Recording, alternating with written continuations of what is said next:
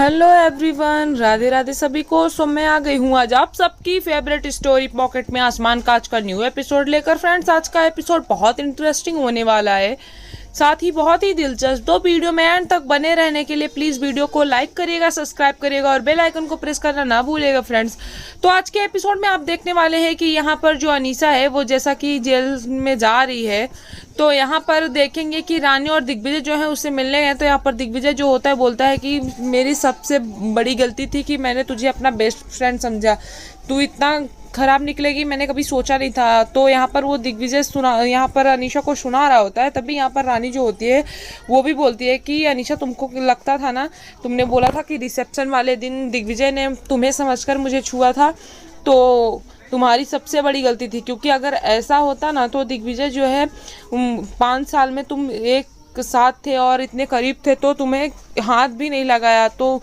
ये चीज़ें तो है कि दिग्विजय ने तुमसे कभी भी प्यार नहीं किया। तो यहाँ पर वो ये चीज़ें बोलती है। तो यहाँ पर वो धमकी देती है रानी को और बोलती है कि तुम क्या सोचती हो कि तुम खेल ख़त्म हो गया, खेल अभी शुरू है और तुम्हें तो अब मैं फंसा के रहूँगी। तो यहाँ पर वो रानी को वार्निंग देती है और वार्निंग दे करके वो वहाँ पर पुलिस जो होती है उसको लेकर के जाती है। तो वो जाती है तो वैसे ही दिग्विजय पूछता है कि क्या हुआ, इसको क्या पता चल गया। तो यहाँ पर रानी बोलती है कि कुछ नहीं, इसकी पुरानी आदत है ये सब बोलने की। तो यहाँ पर वो दिग्विजय जो होता है बोलता है कि मुझे लगता है कहीं इसको काले कपड़ों वाला राज तो पता नहीं चल गया। तो बोलती पता नहीं। और यहाँ पर वो लोग इस बात के लिए अमल कर रहे होते हैं और सोच रहे होते हैं दोनों। यहाँ दूसरी तरफ देखेंगे कि जो ध्वनि होती है वो अपना लंच बॉक्स खत्म करके नहीं आई होती है, पर नारायणी जो होती है वो देखती है, बोलते ये लो माड़ी, ये क्या हुआ, इसने तो पूरा लंच बॉक्स वैसा का वैसा जैसा दिया था लेके आई है। तो बोलती है हाँ, वो मेरी न्यू फ्रेंड्स मिल गई थी ना तो इसकी वजह से मैंने फिनिश नहीं किया। तो बोलती है ये देखो। तो यहाँ पर वो उसको डांट लगाती हैं। तभी यहाँ पर सब लोग हंस रहे होते हैं। तो बोल यहाँ बा भी आ जाती है और बा उसको बुलाती है और बोलती है कि इधर आ।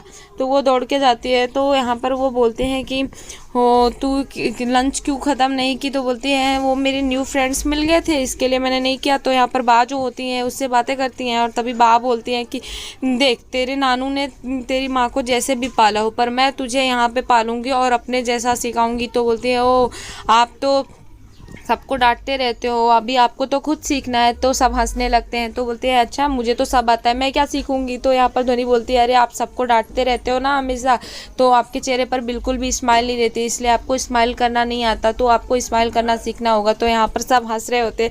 तभी यहाँ पर जो बड़ी माँ होती है वो बोलते हैं कि ये चलो कोई तो हुआ जो बा को चुप कराने वाला आ गया। तो यहाँ पर ध्वनि चली जाती है बड़ी माँ की गोदी में और वो हंसने लगते हैं। तभी यहाँ पर वो लोग बोलते हैं कि हाँ, क्योंकि हम लोगों को तो कभी बा के सिवा कोई बंद ही नहीं किया था, कोई बोलने वाला ही नहीं था। तो बा यहाँ पर हंसने लगती हैं।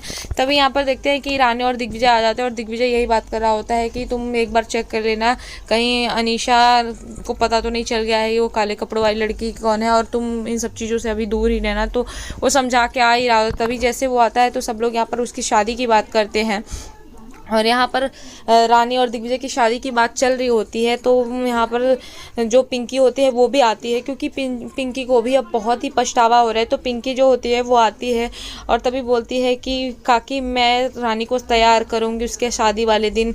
तो यहाँ पर उसकी आंखों में पछतावा देखकर सब सोच रहे होते हैं और सब खुश हो जाते हैं। तो यहाँ पर पिंकी रानी को बोलती है कि रानी, मैंने तो बहुत बड़ी गलती की है, मुझे नहीं समझ में आ रहा कि मैं कैसे माफ़ी मांगूँ और कैसे माफ़ करोगी तुम मुझे। लेकिन मैं बस यही सोच रही थी कि अगर मैं तुम्हें तो तैयार करूँगी उस दिन तो मुझे लगेगा कि मेरी गलती का थोड़ा सा भी पछतावा हुआ है। और यहाँ पर वो रोती है और तभी बोलती है कि मैंने जाने अनजाने में तुम्हें भी डीजे से अलग करने की कोशिश की, क्योंकि मैं अनीसा के हर गलत सही इरादे में उसका साथ दिया। तो यहाँ पर वो रोती है। तभी वो माफ़ी मांगती है हाथ जोड़कर।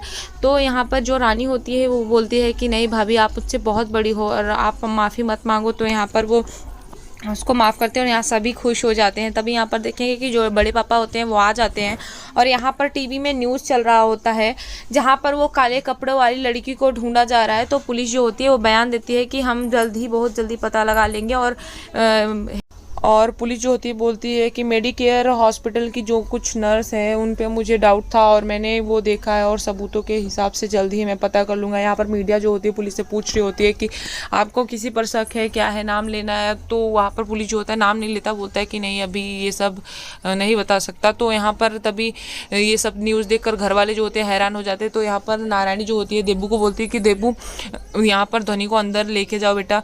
तो ध्वनि को अंदर लेके जाती है वो। तभी यहाँ पर पूछ रहे होते हैं सब कि ये क्या है, ये क्या चल रहा है दिग्विजय तुम्हारे हॉस्पिटल में, तुमको क्यों नहीं पता है। तो दिग्विजय तो जानता है क्योंकि रानी ने अपनी सच्चाई बता दी है, पर यहाँ पर दिग्विजय किसी को बताने वाला नहीं होता। और तभी यहाँ पर बोलते हैं कि कहीं अनीशा ने तो ऐसा कुछ नहीं किया है। जैसे ही बड़ी माँ ये चीज़ें बोलती हैं तो माधुरी जो होती बोलती नहीं आपको नहीं पता बड़ी माँ, वो ऐसा नहीं कर सकती क्योंकि अनीशा कभी किसी का भला कर ही नहीं सकती और ये लड़की जो है वो सबके अच्छे कामों के लिए ऐसा करती है और वो अच्छा काम कर रही है, भले ही पुलिस नहीं सुन रही है। तभी वो बात करती हैं तो यहाँ पर देखते हैं कि बा जो होती है रानी के चेहरे का होश उड़ा होता है और वो रानी को घबराई हुई देख करके बात समझ जाती है और बोलती कहीं ये काम तेरा तो नहीं है, तूने तो नहीं किया है।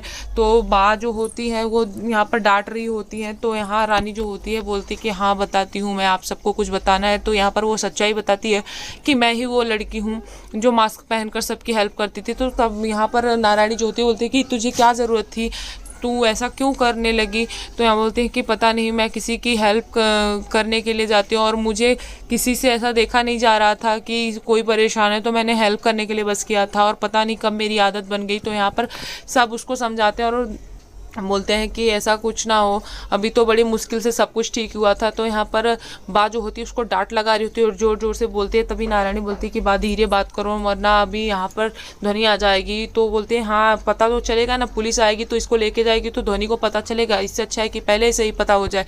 तो यहाँ पर जो बड़ी माँ होती है वो बोलती है कि हम सबको पता है कि रानी कभी गलत नहीं कर सकती और आपको पता है ना कि चित्रा जब कॉलेज जाती थी तब उसको कितनी दिक्कत हुई थी। सब लड़के हम लोग पुलिस में कंप्लेन किए लेकिन पुलिस ने नहीं सुना, तो रानी ने किया और उसकी वजह से आज चित्रा की पढ़ाई पूरी हो पाई थी। तो यहाँ पर सब रानी को समझते हैं क्योंकि रानी की नीयत जो है वो सच है। तो यहाँ पर सब समझ रहे होते हैं लेकिन तब भी यहाँ पर बड़े पापा जो होते बोलते हैं कि भले इसने सब कुछ किया हो, भले ही हेल्प लिया हो, लेकिन इसने कानून को अपने हाथ में लिया है तो ये चीज़ें तो हैं, पुलिस को पता चलेगी। तभी यहाँ पर सब समझाते हैं बड़े पापा को कि पुलिस को कभी इस चीज़ के बारे में ना बताया जाए तो सही रहेगा। और यहाँ पर बड़े पापा को समझाते हैं। तभी यहाँ पिंकी जो होती बोलती है हाँ डैड, हम अभी तो बड़ी मुश्किल से हमारी फैमिली में सब खुशियाँ आई हैं और ये सब चीज़ें हो जाएंगी तो फिर प्लीज़ पापा किसी को बताने की ज़रूरत नहीं है और सब ठीक हो जाएगा। तो यहाँ पर सब घबराए हुए होते हैं। तभी रानी जो होती है उसको दिग्विजय बोलता है कि चलो कमरे में, मुझे तुमसे बात करनी है और वहाँ पर लेके जाता है। तभी यहाँ नारायणी बोलती है कितनी मुश्किल से तो ये लोग अभी साथ आए थे, भगवान ना करे अब कुछ हो जाए, मैं तो ऐसा सोच भी नहीं सकती। यहाँ पर दिग्विजय रानी के लेकर के कमरे में जाता है और बोलता है कि मुझे लग रहा है कि इन सब के पीछे जो है अनीशा का हाथ है। तभी वो बोलते हैं कि हाँ। तभी वो बोलता है कि तुमने उस दिन वो कपड़ा को कहाँ पे रखा था, वो काला कपड़ा हॉस्पिटल में छोड़ा था। तो वो बोलती है नहीं नहीं दिग्विजय, मैं तो उस गेट से निकली थी जहाँ पर सीसीटीवी कैमरा नहीं था और मैं सीधा वहाँ हॉस्टल में गई थी। तो हॉस्टल में जाकर के मैंने आई को सामान दिया और वो कपड़े दिए और मैं ध्वनि के कुछ सामान थे लेकर के वापस आ गई थी। तो बोलते हैं एक सेकेंड, मुझे अब सब समझ में आ रहा है। तभी वो बोलता है आई से बात करो कि वो कपड़े वहीं पे हैं। तो आई के पास फ़ोन करती है और आई से बात करती है और बोलती है कि आई वो कपड़े वहीं पर हैं। तो आई बताती है हाँ ये कपड़े तो वहीं पर हैं। तभी वो बोलती है कि ठीक है आई, आप उस कपड़े को पूरा जला दीजिएगा, मैं आपसे बाद में इस बारे में बात करती हूँ और बताती हूँ आपको सब कुछ।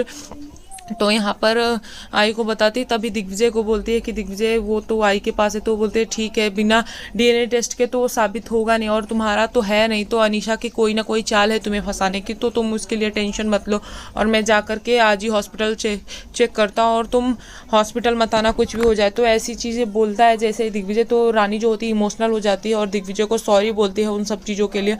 और दिग्विजय बोलता है कि तुम टेंशन मत लो, तुम अपना ख्याल रखो और तुम अपने एग्ज़ाम पर ध्यान दो, इन सब चीज़ों के बारे में टेंशन मत लो और कुछ दिन में ये सब चीज़ें ठंडी हो जाएगी अपने आप, तो तुम स्ट्रेस मत लो, बस पढ़ाई पर ध्यान दो। तब ये सब बातें करता है जैसे दिग्विजय। तो रानी जो होती है उसे गले लगा लेती है और दिग्विजय भी गले लगा लेता है और वो हॉस्पिटल के लिए निकल जाता है और बोलता है कि तुम अच्छे से घर पे अपनी पढ़ाई पर फोकस करना। तो यहाँ पर वो चला जाता है।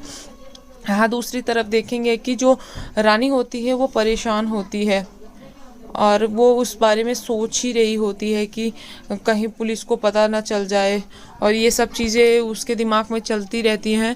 तो यहाँ दूसरी तरफ देखेंगे कि जो अनीशा है वो अपने लॉयर से मिली होती है और लॉयर से बोल रही होती है कि आप मेरा काम कीजिए। तो बोलता है कि अभी तुम 15 दिन के रिमांड पर हो और तुम्हारे ऊपर इतने सारे चार्जेस हैं, तो मैं कुछ नहीं कर सकता। तो यहाँ पर अनीशा बोलती है कि ऐसे कैसे नहीं कर सकते। तभी वो बोलती है कि एक काम कर सकते हो आप मेरा।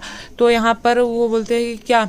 तो यहाँ पर बोलती है कि जितने भी हॉस्पिटल में इन्वेस्टर हैं उसके पास फ़ोन करो और बता दो कि मैं गिरफ्तार हो गई हूँ, और मेरे सारे कारनामे के बारे में उनको बता दो ताकि वो यहाँ पर इन्वेस्ट ना करें। और रानी और दिग्विजय को ऐसे चैन से नहीं छोड़ सकती। तभी यहाँ देखेंगे दूसरी तरफ की जो इन्वेस्टर होते हैं वो हॉस्पिटल में आ जाते हैं, और यहाँ पर हॉस्पिटल में आकर के वो दिग्विजय को बोलते हैं कि हम सब ये केस को जल्दी बंद करो वरना होगा, और यहाँ काले मास्क वाली लड़की जो है उसको भी तुम जल्दी से जल्दी पता करो कि हॉस्पिटल में कौन है और पुलिस की हेल्प करो। तो यहाँ पर दिग्विजय कैसे भी नहीं कर सकता क्योंकि उसको पता है कि ये सब तो रानी ही है। तो वो उनसे बोलता है कि मैं पूरी कोशिश करूँगा और सब ठीक कर दूंगा। तो बोलते तुमने इतना कुछ हो गया हमें बताया ही नहीं। तो यहाँ पर वो बोलता है कि मेरी बेटी की जान खतरे में थी, अनीशा उसको ऑलरेडी इतना परेशान कर चुकी थी कि मैं समझ ही नहीं पाया, और ये सब बहुत जल्दी हुआ तो इसलिए मैं आप सबको नहीं बता पाया। तो वो बोलते हैं हाँ जल्दी से इस प्रॉब्लम को सॉल्व करो वरना हम अपना रिपोर्टेशन नहीं ख़राब कर सकते इस चीज़ के लिए। तो यहाँ दूसरी तरफ देखेंगे कि जो अनीशा है वो जेल में लेटी होती है।